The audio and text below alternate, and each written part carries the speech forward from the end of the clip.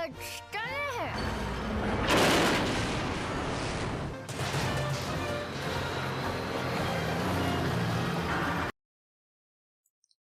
everyone, how's everybody doing? Welcome to Fiaura. So today, I've been asked to review the Leopard, the higher tier tanks. Now, I don't particularly want to because I don't really like tier 8 through 9 right now because it's poorly balanced, and also Obsidian didn't give me the 8s and the 10s. Hey Obsidian! Can you get one of your PR guys on that, please? But in the meantime, if you don't like that I particularly think that tier 8 through 9 are horribly unbalanced, you can totally hit the dislike button. It's fine. Or if, you want to help the channel out here a little bit, then slap the like button, please. We're trying to still hit 100 likes on one of these reviews. I think the closest we've gotten is 99 and some change. 99. So today, we're reviewing the Leopard 2A5 against its stock counterparts. And without further ado, let us begin. Now, some of you are going, how's she going to review this if she doesn't own the tank? Somebody has sent me a lovely Leopard 2A5 replay, and we're going to take a look at it. But in the meantime, Leopard 2A5 against the Type 98. Inferior gun in every category. Reload time, damage, penetration, damage per minute, and aim time. The Type 98 has you beat. And these are stock tanks, which means when you upgrade them, it's still going to have you beat. You have much better armor, and might I say, a much better armor diagram. In addition to this, you have fewer hit points. But God, look at that turret armor. Yeah. Your side turret armor is as thick as his front. Yeah, turret armor. Don't shoot the Leopard 2A5 in the turret. You will bounce, and we will laugh at you. Speed-wise, you are faster both to accelerate and at the top end. In addition to this, he has better camouflage. You have the same view range. Almost in every situation, the Type 98 will outspot a Leopard 2A5. But you have better gun depression. Type 98 has the better accuracy and the quicker turret. So your advantage over a Type 98 is as follows. Armor. Speed. That is what you got over the Type 98 against the C1 Ariete. I think you gave me the C1 Ariete with the upgraded ammo, didn't you? Because I actually, yeah, you did. You did. That's going to make this review a little more complicated, but I'm willing to go through here and dig at it and get it done. So against the C1 Ariete.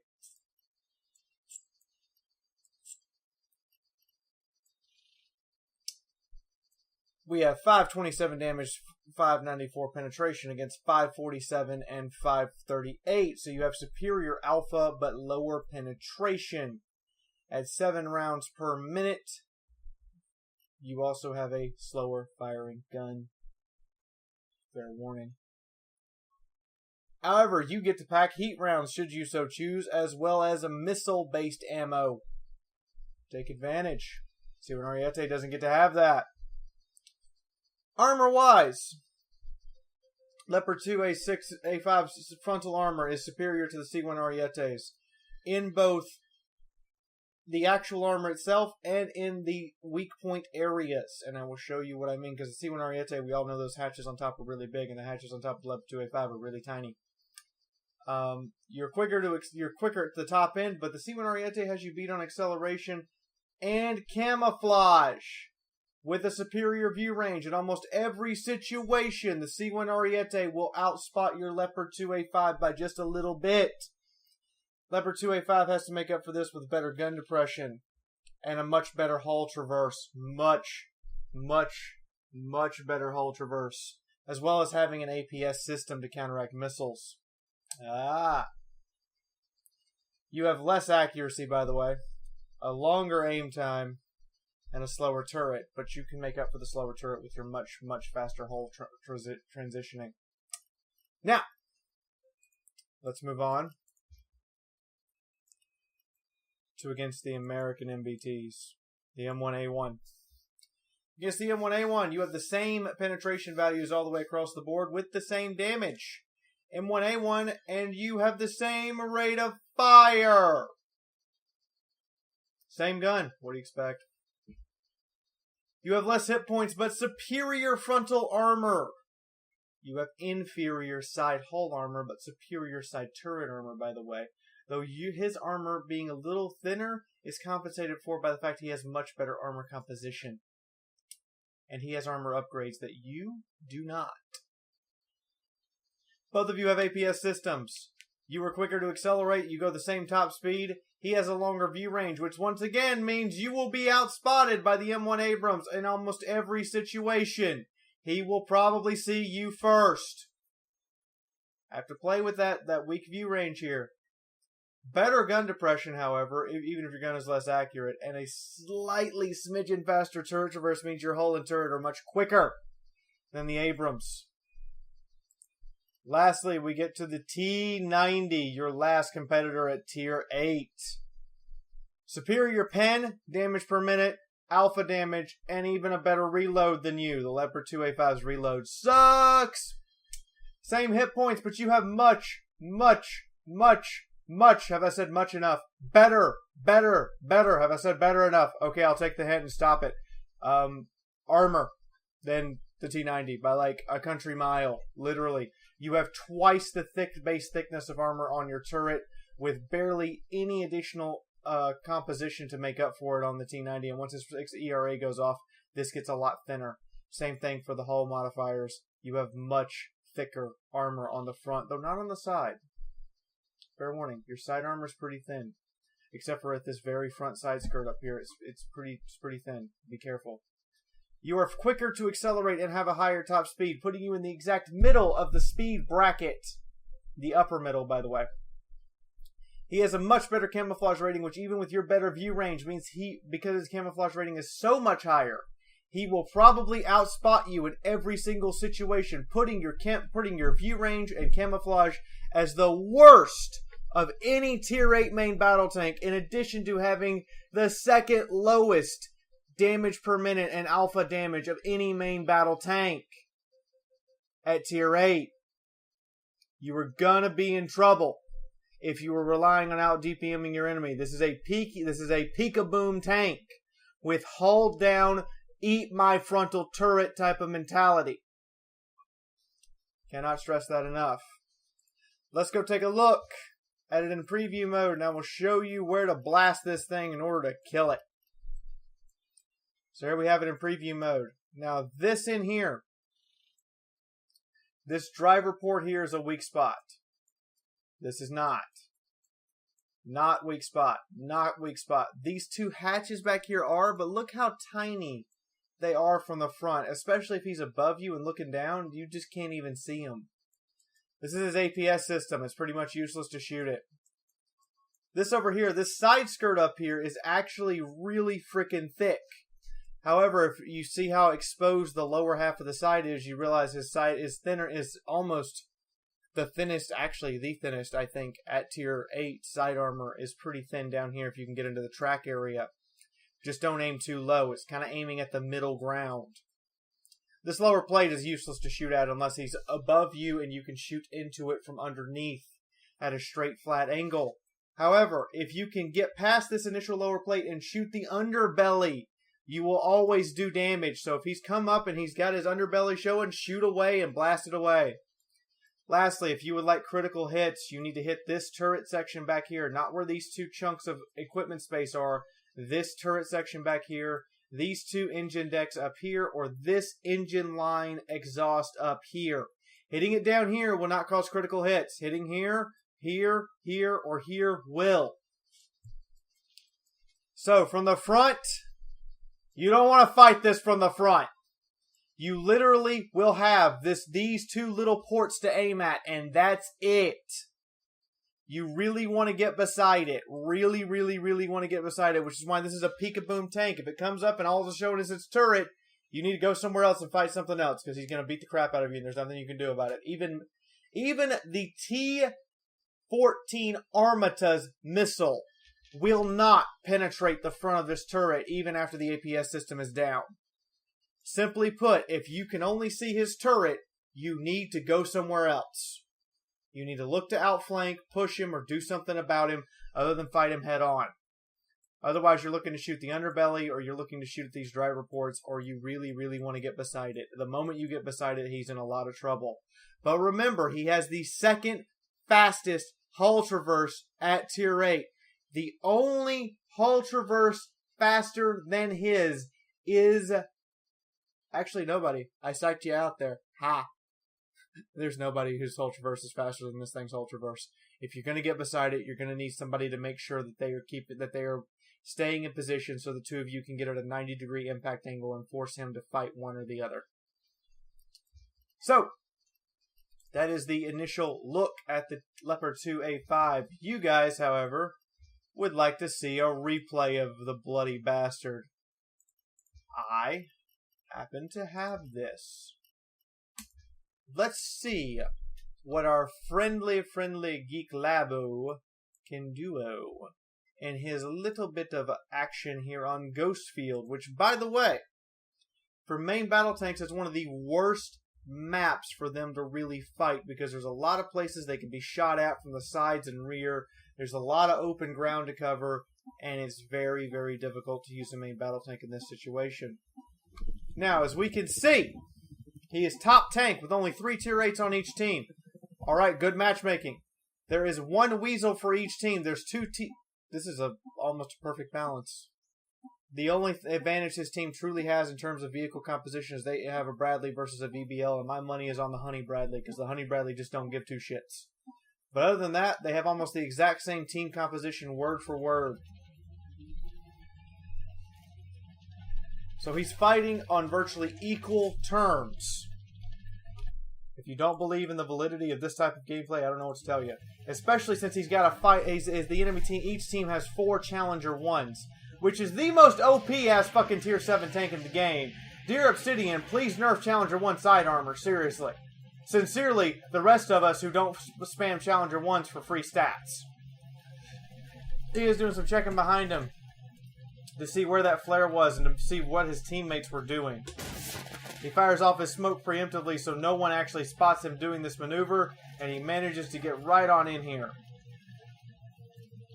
Now he has lanced out ahead. His teammates are kind of falling behind. It doesn't appear as though the enemy is prepared to snipe them properly.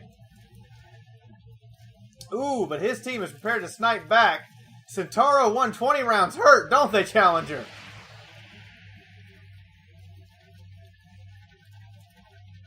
Now, Geek Lab has carefully positioned himself very well. By the way, before we start, if you want to send a replay, my email is at the bottom of the description below, fiaurathetankgirl@gmail.com. Send it away! Ooh, right in the side! And all that Challenger 1 can see is his turret. He's not showing underbelly. He's not showing side. The Challenger 1's coming up here to challenge him and realizes, oh, I done fucked up. There's literally nowhere that Challenger 1 can shoot him that Geek Lab will not be able to shoot better back at. He's being very cautious about exposing his underbelly until the Challenger 1 turns its turret. And he sees the artillery. And takes the freebie. Why not? He's gotten 2 low rolls so far, by the way, for damage. Oh, that was a miss. That inaccurate gun. You gotta compensate for that accuracy somehow. Side of the Challenger turret. Ooh! Right into it with a high-ass roll with a Sabo. Now, he is hung on some piece of invisible terrain there, Obsidian. I would suggest, and guys, Obsidian guys do watch my videos sometimes. I would suggest they fix that shit. However, that Challenger's turning his turret like that is just taking shot after shot into the side turret. But look how slow his rate of fire is, with those other tanks all getting off 2 shots of that Challenger to his 1.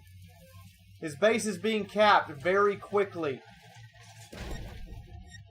And looks like somebody just tried to shoot him. Now, Geek Lab is also one of my clanmates. I really appreciate having Geek Lab around. I just want him to know that. But in the meantime, he's got to get to the base in 40 seconds and get that draw. Oh, he missed the Centauro. He might regret that later. Coming right off the cliff, full speed ahead. Charge! Straight through the water. He avoids the truck. He avoided all that because the superior hull traverse of this thing, it would slow him down to actually drive over it. Remember, you have incredible hull traverse. And just a sheer ability to avoid having to stop to run over stuff and instead just drive around very quickly. He gets up here. He's nice and almost hull down and gets a hit. But, ooh! Ooh! They get some underbelly hits on him, so he moves on over to face head on. Where these tanks will have trouble hitting him, and he's trying to get off as many resets as he can. Just targeting different tank after different tank as fast as possible. Do a little bit of damage, force the reset. All the resets have happened. His team has managed to reset them completely and is now engaging this main battle tank force. Side of a Merkava, I do believe that will be a nice little lunch. Enemy artillery, having survived, is now bombarding the piss out of him, trying to land around on his engine deck. And he does take a significant amount of damage. He really wishes his team had gone to find that artillery now. And he's just pumping into that Challenger's side over and over again as it's having to face off against a Challenger and a Centauro. You moved in the wrong way, bud. Remember, make sure you face. Make sure you always face, because even a sliver of side armor and you will pay dearly. Centauro 120 goes right in, starts slamming rounds into the T-90 as he rushes right up to it, and it's just like, you are my baby.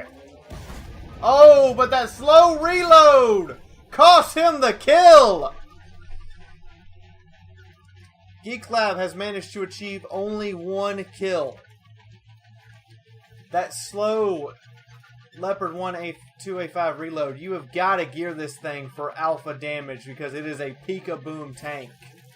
I mean, chrome barrel liner and the decrease aim time plus extra damage. I forget the name of it right now. We'll go look it up in a second as I do retrofits and consumables and stuff at the close of this review.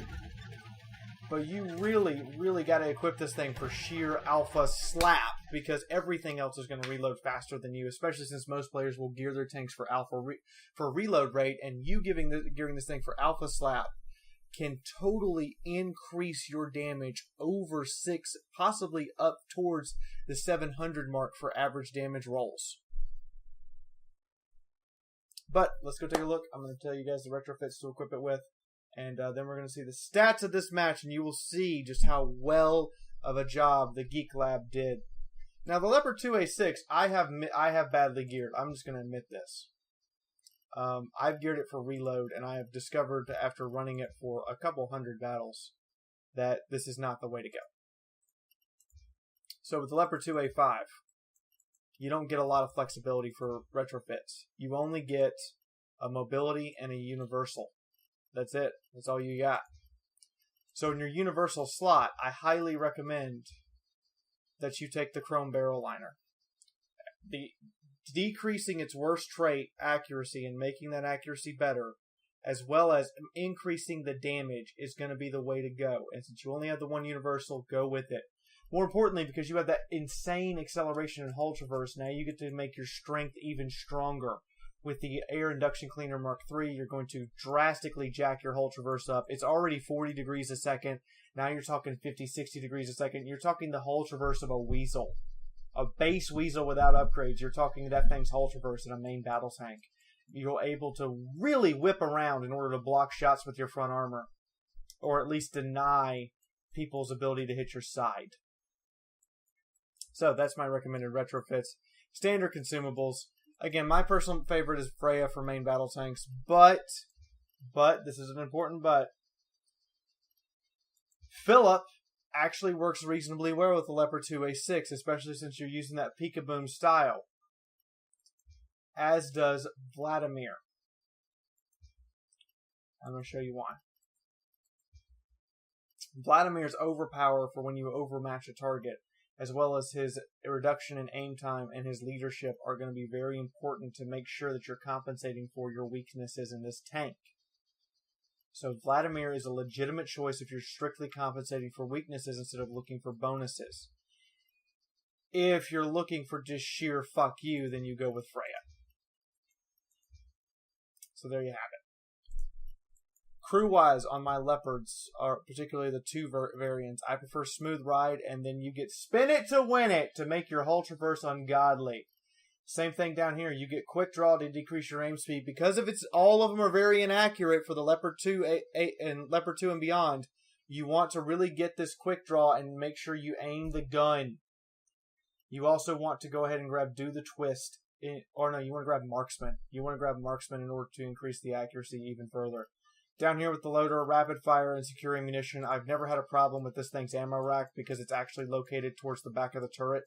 So it's very hard to hit that ammo rack, especially since this side turret area is actually still the main side armor, which I will show you on the Leopard 2A6. The main side armor is still over 400 millimeters thick, effective. So actually penetrating that on anything but a flat shot is very difficult. So, ammunition-wise, this variant, the 2A6, does have an HE round. I don't pack any HE. I probably should. But I primarily use this tank for PvE purposes until they're going to fix tier 8 through 10, so I use it for PvE. If you're going to use it for PvP, I recommend dropping down and getting at least 2 HE rounds. Pack a full load of missiles because you never know when a missile is going to be useful, particularly against a Challenger. A dug-in Challenger versus your tandem heat missile, the dug-in Challenger will lose every time. And mostly Sabo. Much more Sabo than I even have loaded here. So, folks, there you have it. How do you like the new review order and the new style? Bet you thought I forgot. Bet you did. Bet you did. Bet you did. Bet you did. Bet you did. Because I started the outro sequence, then I interrupted it. Geekalab did 7,201 damage, 3,153 spotting damage, and that's because he moved this tank point blank and was the leading of the pack. Which at top tier, you're the pack leader. If you're no matter what you're in, you should be a pack leader. Unless you're artillery, then you need to stay back. He 1, 2, 3, 4, 5, 6, 7, 8 enemy tanks. Half the enemy team suffered damage from him. 9, if we count the Centauro, suffered damage because of him. In addition to this, he did 1,600. He just ripped these Challengers apart. You expose that side armor to this tank and it will eat you alive. Top of the team by almost twice as much damage than anyone else besides the Centauro 120 is really bringing it up, as well as the T90, but it's those 4 tanks that won this match. In addition to this, he fired 19 shots, got 16 hits, did 14 of those 16 penetrating. You can see the inaccuracy of the gun is going to be about a third of your shots are not going to go where you tell them to, or quite possibly just straight up not penetrate. Yeah. He did, however, as we can see, mitigate more damage than he had hit points, with a total of 11 hits received, all from main battle tank guns, and only 1,500 damage penetrating. So more than his hit points was ricocheted off the vehicle. And he managed to survive with 43 base reset points, meaning without his gun, they might have actually lost to a cab. So, now moving back to the outro. Know in the comments below if you'd like to see more stuff by me, Fiaura. You can subscribe. We're trying to hit 100 likes, folks. Remember that. Trying really hard, like I said at the beginning of the video. Let's see if we can do it. It's up to you guys. All of you in the camera right now. If you would like to see the previous review, it's right bloody there. You can go take a look at it. And next review on my chopping block is the mate. The mate. Gonna try to get it up there. Gonna try. It's either gonna be the mate or the ex-mate. It's kind of kinky to say. Also, if you would like to support the channel, because many of you would like to, you can do so through Patreon, or you can click on the ad at the end of the video and go check out this video's sponsor. In the meantime, from my house to yours, this is Fiaura, and I will see all of your lovely faces next time. Bye-bye, everyone.